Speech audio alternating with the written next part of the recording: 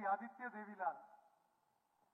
आदित्य जी एक आंख से इसको देखते रहना समय को प्लीज।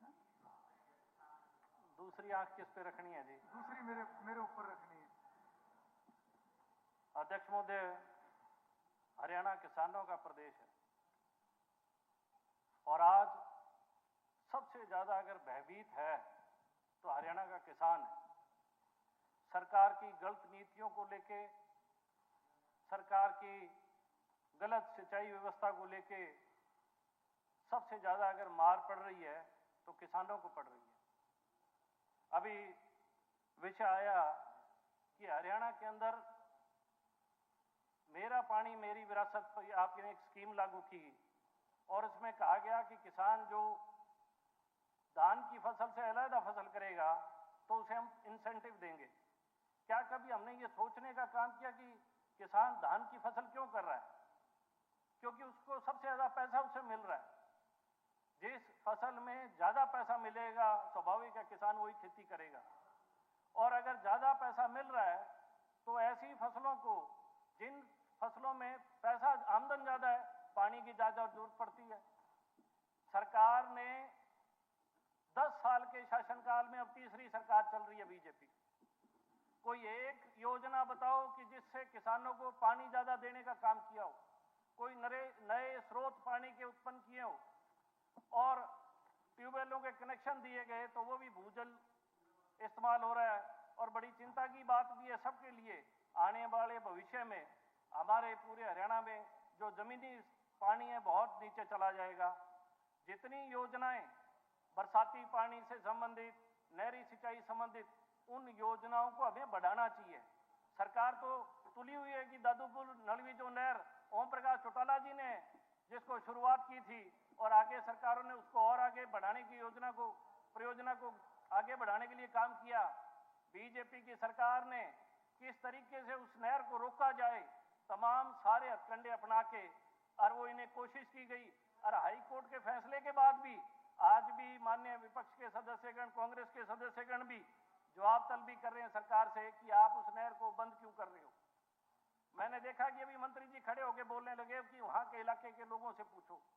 हरियाणा के अंदर जो गांव देहात के लोग हैं उनकी जीविका खेती पे निर्भर है। कोई गांव का आदमी नहीं कहता कि मेरे गांव में पानी ना आए सिंचाई के लिए। हर आदमी को पानी की जरूरत है। जिनके पास जमीन नहीं है वो भी उन्हीं खेतों से जाके अपनी जीविका करते हैं, अपने बच्चों को पालने का काम करते हैं। हमारे पड़ोसी राज्य पंजाब में जब भी कोई पानी का इश्यू आता है, सारी स्टेट के उनके जितने भी पार्टी के मेंबर्स हैं खड़े होकर मता डाल लेते हैं। जब ये सुप्रीम कोर्ट ने फैसला कर लिया था कि हमें SYL का पानी मिलना चाहिए और हमारे हक में फैसला आ गया, आपने तीसरी सरकार आपकी, आपने एक दफा भी सारे उसको इकट्ठा एक प्लेटफॉर्म पे क्यों नहीं बुलाया? जब वो रेजोल्यूशन डाल सकते हैं तो हम क्यों यहाँ विधानसभा में विधायक पेश कर सकते? हमें पानी के लिए सब राजनीतिक चीजों को छोड़ के हरियाणा के हितों के बारे में सोचना चाहिए। अगर हम पानी पे सोचेंगे तो मैं समझता हूं किसान खुशहाल होगा, उसे पर्याप्त पानी मिलेगा। अगर पानी मिलेगा तो उसकी फसल होगी। और जो कर्जा उसके ऊपर चढ़ता जा रहा है, जिस भय के साए में वो जी रहा है, जो आशा उम्मीद कर रहा है कि हम सब लोग जो हरियाणा की विधानसभा में उन किसानों के वोट लेके, गांव देहात के वोट लेके हम यहाँ आके बैठे हुए हैं, वो हमारे से बहुत बड़ी उम्मीद लगाए बैठा है।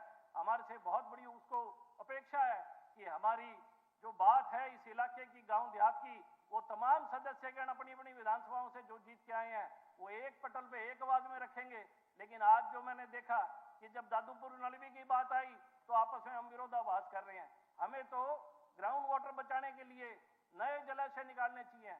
मुझे ध्यान है राजस्थान सरकार का एक डेलीगेशन आया था पिछली आपकी सरकार में, जब मुख्यमंत्री मनोहर लाल खट्टर जी थे, और उन्होंने 20,000 करोड़ रुपए की अपनी परियोजना बताई किस प्रकार से वो हथनीकुंड बैराज से राजस्थान में पानी ले आने का उनका प्रपोजल तैयार था।